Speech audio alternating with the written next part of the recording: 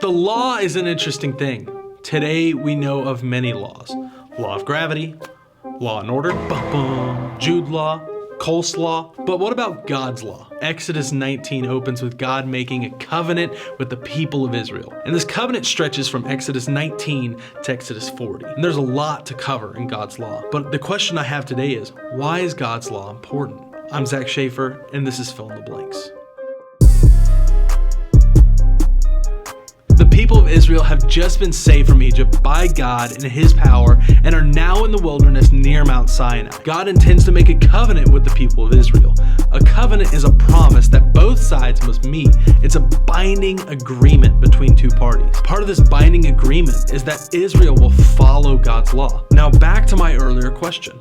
Why is God's law important? Well, for Israel, this law would set them apart from the nations. And also this would continue in God's promise to Abraham that through Abraham's family, there would be a blessing for all nations. And if they followed God's law, they would become a kingdom of priests, meaning they would be God's representatives to the world. So what are the terms of this covenant?